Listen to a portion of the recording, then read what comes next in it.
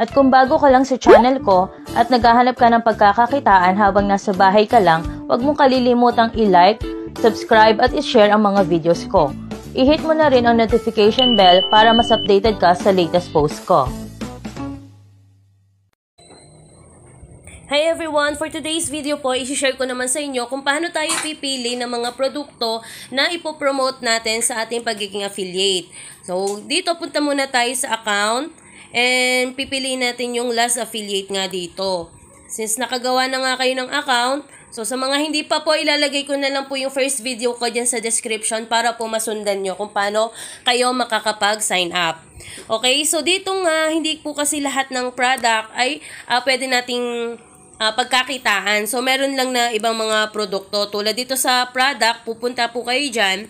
And, ayan yung mga produkto na magkakaroon kayo ng earnings. So, makikita nyo naman dito yung commission nyo po kapag po may bumili dun sa mga ipopost ninyo. So, halimbawa, ito yung rotatable soap holder po na mounted self-adhesive. I-click nyo lang siya kung yan yung gusto nyong i-promote, i-post. And, so maganda nga kasi ngayon mag-promote kasi marami pong mga sila sada ngayon may mga tawag dito, may mga mababa discount. Yun, maraming pa-discount sila. So, yan nga, tulad dito, 199. Ngayon, 99 pesos na lang siya. Tapos, pwede pa tayong kumita ng 16%. So, 15 pesos ang pwede nating makuha po dito once na may bumili gamit yung ating link.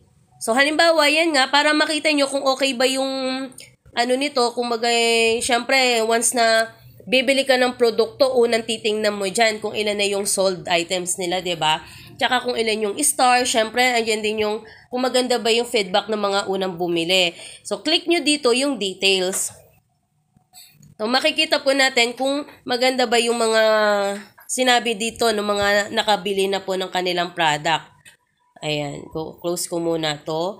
And, ayan, makikita nyo po dito, 1,000 na po yung nasold niya and 4.8 yung star. So, mataas naman po siya. At dito naman sa review, maganda din yung mga review ng mga gumamit na po ng mga nakabili. So, very nice. I just hope na, ayan, maganda yung mga feedback po talaga nila. So, ganun po siya.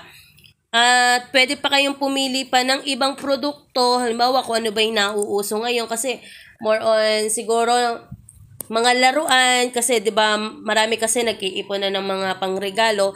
Yun yung hanapin nyo po dito kay Lazada. So, maghalimbawa tayo, halimbawa, bag for kids na lang. So, maganda rin naman yung panregalo. Ayan. So, ayan, marami po dito. Ito yung 580 pesos. Ayan, merong 11 sold. Titingnan natin. Tapos, kapag po nakapagbenta tayo nito, meron tayong 92 pesos na magiging commission.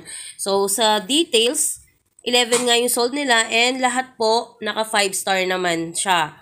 At yung kanilang comment, ayan, beautiful, really nice, and thank you so much. So, halimbawa, yan yung gusto nyong i-promote. So, babalik tayo since maganda naman yung feedback ng mga bumili. I-copy link nyo lang po siya. Ayan. Tapos, pwede nyo na yan i-post. O kaya naman, i-click nyo itong earn 92.8. So, dito tayo sa click 92.8 para po makakuha tayo ng magiging commission natin. So, dito, pwede rin kayong mag-customize ng image nyo. I-click nyo lang itong customize. Tapos, pipili kayo ng sa tingin nyo mas mukhang kaakit-akit na litrato na pwedeng unang tingin pa lang, ano kaya yung parang alam na kagad ng mga buyers kung ano yung ibebenta, kung ano yung binebenta ninyo. Okay, so halimbawa, ganyan, use this image nyo lang. And dito naman, yung content, pwede nyo i-copy po siya. Ito na yung magiging content nyo mismo. Meron din naman dito sa baba na one step to share. So, ayan, pwede nyo yung mag-direct sa Messenger, sa WhatsApp, kung ano man po yung mga social media nyo po na ginagamit. So, pwede rin mag-copy link kayo at kayo na po mag-share sa mga iba pang mga ginagamit yung social media. So, halimbawa, ako dito sa Facebook, ayan, i-click nyo lang po yung Facebook, tapos ma-route na kayo dito sa inyong profile. At what's on your mind. So, ipopost natin siya. Halimbawa, ganyan. Tapos, yung image na ginamit natin, mag-appear na siya dyan. Makikita natin yung bag. So, ayan na nga po. So, nasa sa inyo kung gusto nyo pa pong i-edit or tanggalin na lang tong mga hindi naman na kailangan. No? Kasi yung mga tao naman, ang gusto lang nilang makita yung, yung presyo. 'Di ba? Tapos ayan, kita naman nila yung ratings na dito. So, itanggalin nyo na lang yung mga hindi na kailangan ng mga details pa. So, maganda nga dyan, nakalagay pa dito yung product price. Tapos, yung discount price nga ni Lazada. So, dito sa report, makikita nyo po kung may mga umorder na, kung may mga nag-click na po ng pinost nyo po na mga product. Okay? So, product, yan, report detail. So, ayan, may mga nag-click na. So, since may nag-click na pero walang bumili, pwede nyo i-promote again po yan. So, ganun lang po kasimple, humanap po ng product. So, simulan nyo na nga po. So, kasi ngayon magpapasko, marami pong nag-online shopping lang. Kaya magandang gawin nating, kumbaga,